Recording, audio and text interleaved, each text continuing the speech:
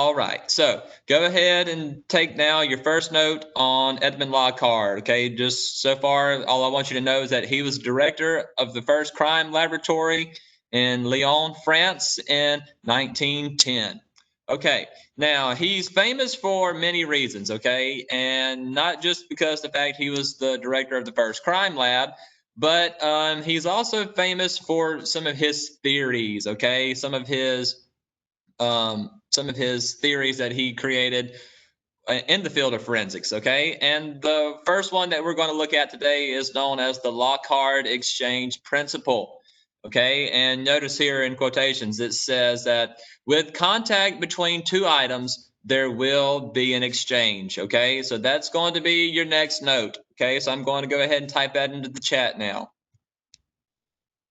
Okay, so yeah, please go ahead, make sure you have that note written down, okay, about Lockhart's exchange principle. You should be able to see it now, Scott, okay? Um, so, like I said, his exchange principle states that with contact between two items, there will be an exchange, okay? And an example of this would be a burglar will leave tracks of their presence behind and will also take traces with them, okay? So they will leave traces of themselves behind, okay? So, in other words, they're going to drop a piece of hair. They're going to leave footprints behind. They're going to leave fingerprints behind or something. Okay, so me with my coffee cup here, I just grabbed it, taking a sip, setting it back down. Okay, there was an exchange there.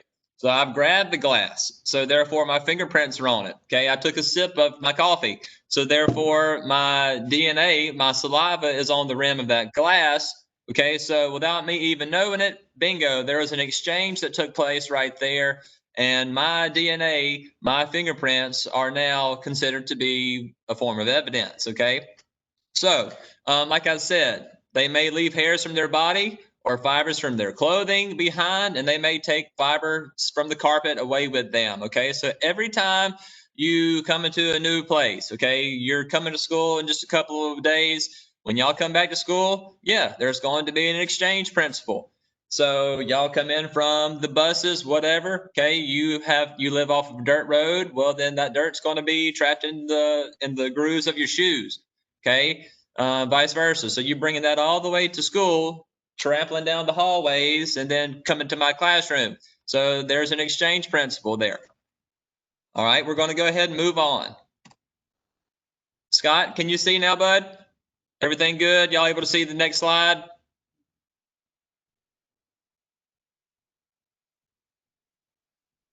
Hello? Yes? Okay, thank y'all.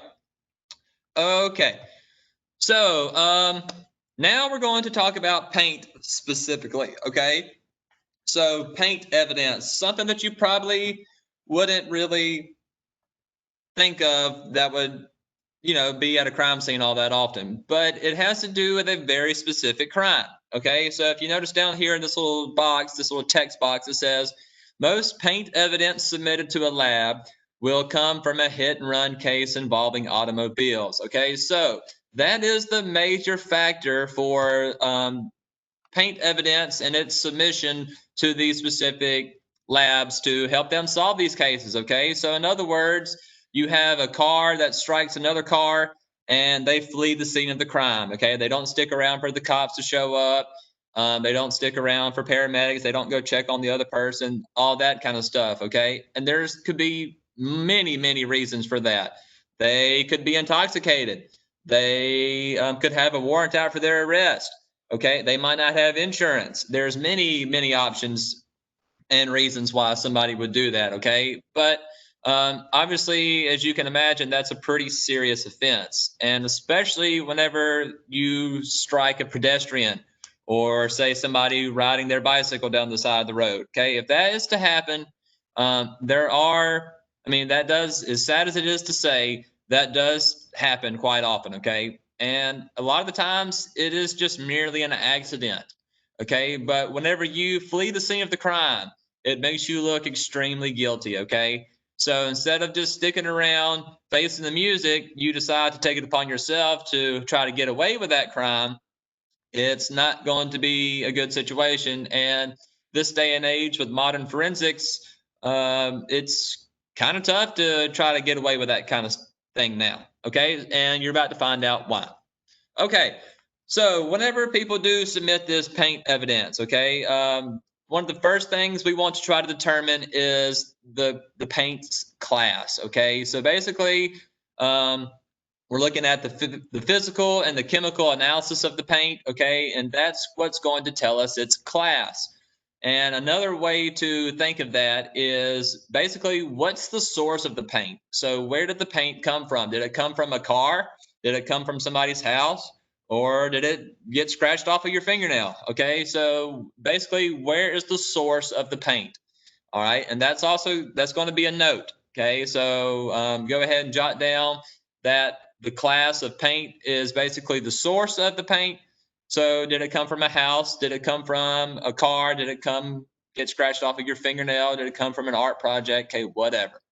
So I'm not going to type that one in the chat just yet. So obviously, once we have that, okay, the evidence can be compared to at least 40,000 different types of paints that have been classified in specific database systems. Okay, so in other words, there's a database system that has a whole bunch of different types of samples that were collected over the years from investigations that have just been submitted and are there on file from now on until eternity. Okay, and obviously they're going to be adding more and more to those throughout the years to come. Okay, so that can be used to identify a particular make or a model of a vehicle. Okay, it can be used to determine a specific brand of tool. All kind of clues can be given from the class of paint. Okay, so make sure you're writing that down. Class paint. Okay, paint's class. All right, so now paint evidence can also indicate individual characteristics. Okay, so whereas class is a broad view, okay, individual characteristics are going to be something very specific. Okay, so we're talking about things like the paint's color. Okay, similarities between two samples. So like color would definitely be a similarity. How many layers have been painted? So the number of layers. And then chemical composition. So what chemicals are used in the creation of that paint? Okay. So obviously, if it's paint for a car, it's going to be made of different things than a paint for your house. Okay. And just as paint that goes in the home is going to be different from that paint that you used when you were a little kid doing your finger painting. Okay. So it's going to be obviously different chemical compositions that make up those paints. And then lastly, a physical match can be made between the edges of two paint chips. Okay, so those would be individual characteristics. Okay, so if you look down here at some of these examples, all right, so this picture of the car bumper, okay, it shows a transfer from the other vehicle, the other object that hit this car, okay, on the bumper there. And you should be able to tell that there's some sort of blue paint on that car's bumper. So that proves to me that whatever struck that bumper had to have been blue, right? Okay, so if they didn't stick around for the scene of the crime, well, then right off the bat, it would be dispatched to the police officers in the area to keep an eye out for a blue vehicle. Okay, we might not know the make and the model just yet, but okay, keep an eye out for a blue vehicle that has some kind of front end damage on it. Okay, so they're going to be observant and paying attention for those kind of things and start pulling people over and questioning them, saying, did you flee the scene of a crime? Okay, and if they find the person, it's not going to be a good situation. Okay, here we have the paint layers. Okay, so just like the rooms of your home, okay, I'm sure over the years they've been painted many different colors. Okay, and you don't go through there and scrape it all off and sand it all off. So most of the time you just go in there and put another layer of paint on it. So over the years, you can imagine there are probably many different colors and many different layers behind the exterior color, whatever that might be in your house. Okay, just like here at the school, our walls have been painted many times over the years. So I could just literally go to the wall, scratch off a piece, and see what colors there were prior to the white that's here now. Okay. And then here, the third example is, this is an example of two paint chips matching up almost perfectly, okay? Just like the pieces of a puzzle, they would come together just perfectly. And they are obviously the same color, the same material, and even the edges match, okay? So therefore, we know that those two samples had to have come from the same place. Okay, so let me go ahead and type into the chat what I want you to have wrote down for this slide.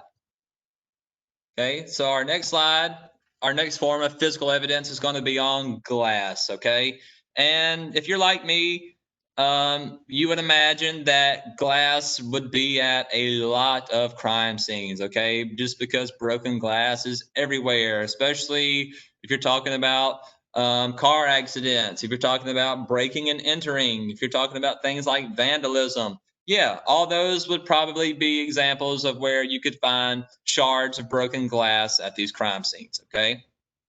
So, like I said, glass particles can be found at various crime scenes. And whenever we do find glass at a crime scene, just like any other form of physical evidence, it has to be analyzed, okay? It has to be studied.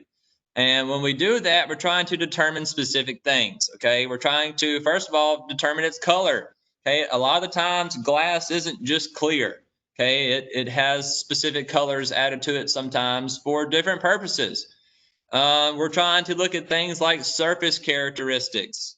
Okay, is it tempered glass, for instance, or is it bulletproof glass? So there's all kind of different things that would give us hints about that. Okay, tint. So tint would be applied to windows on cars or perhaps even on houses to try and block out sunlight or to keep you basically from seeing within. Its density, so how thick is the glass? Okay, its chemical composition. So yet again, what chemicals are being introduced to that glass in the construction process? Okay, from the very get-go. And then lastly, we have the refractive index. So how much sunlight is able to pass through that? How much sunlight will that glass reflect? Okay, so all forms of individual characteristics just for glass specifically. Okay. Where'd I go to? Oh, sorry for interrupting. It's okay. Go ahead. All right, so where'd I go to off the crime scene? You should. Are you not able to see my screen, Sheldon? Can you just? Yeah, I can see your screen. It's fine. Okay, so but this PowerPoint is also in your week 5 folder. It should be under Tuesday, September the 29th, and I'll double check to make sure I have it published and available for y'all. All right. Okay, so let's see, figure out where I'm at. Okay, so the results of the test provide clues about the crime, and it would help investigators connect the dots. Okay, we're connecting the evidence, so the pieces of glass can be linked to a specific crime scene, okay, or to a specific person. So the example given on this slide is that matching glass from a crime scene to a specific headlight of a suspect's car. Okay, so a lot of the times this is used as well, just as the paint is for automobile accidents and things like that. Okay, probably more frequently than just used in crimes that involve things like homicide. Okay, so here's just examples of the magnified images of glass fragments. Okay, so as you can see, this glass isn't just clear. Okay, it has kind of a greenish color to it.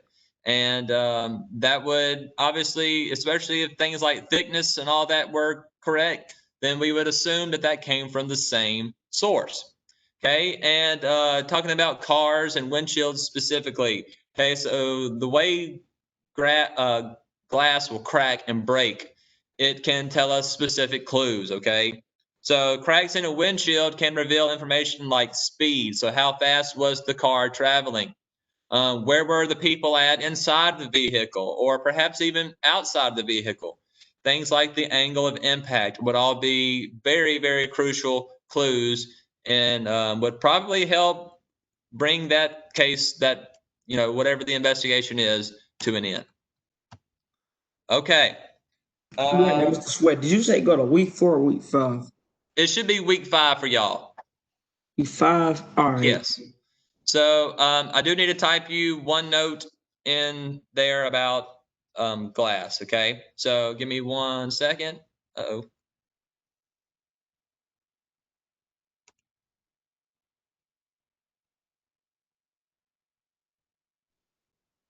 Okay, so let's get back into this. All right, so we're going to go ahead and move from glass to our next form of physical evidence, which is explosives. Okay, so we're talking about bombs and things like that.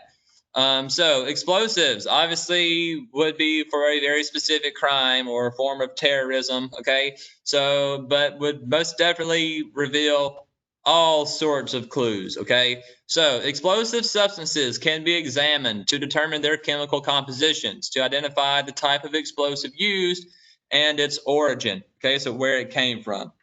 So obviously, what it means by we're trying to determine its chemical composition, we're trying to identify the type of explosion that whoever the bomb creator was intended. Okay, so here we have a couple of examples. So these three pictures are what's known as a pipe bomb. Okay, so pretty simple form of an explosive. Okay, I mean, as you can see, some of those things can be picked up at just a hardware store. Okay, or things you might could find around the garage or whatever. Okay, but um, it has to do with the things on the inside of the bomb. Okay, so these two caps on the outside are what's trapping all those little particles on the inside. Okay, and there's been all kind of stuff put inside of those things: pieces of metal, pieces of gravel, pieces of glass. Okay, really anything that would just you know, cut through flesh, cut through steel or metal, and especially glass. Okay, things like that that would just do a lot of damage and cause a lot of harm. Okay, this type of bomb over here is what's known as a chemical reaction bomb. Okay, so they put it in some form of bottle. Okay, and so all they're doing is taking specific chemicals, combining them, and then the reactions from those chemicals being introduced to each other forms a chemical reaction. Okay, and they keep it in those bottles because it creates pressure.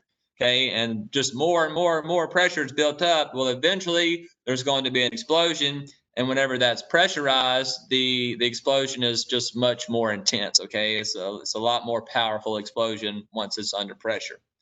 Okay, so those bombs though, okay, they reveal all kind of clues. Okay, so traces of the explosives could be found on a suspect's clothing, can be found in their hair, could be found on their skin, or actual objects used to create that explosive could be matched to um, materials at that suspect's home. Okay, so the things left behind from the explosion could be gathered and collected, analyzed, and then we know the source of them. Okay, so if we go to a suspect's home and find things very similar, then we have a pretty good idea that, yeah, we have the suspect that we're looking for. Okay. The materials used to make an explosive device will be compared to the evidence found on the suspect's possession, like I just said. Okay, and all we're trying to do there is confirm the match. Okay, so your note for explosives. Give me 1 sec here.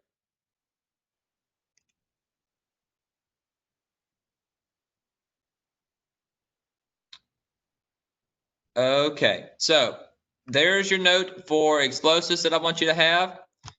I'm going to go ahead now and show you the last slide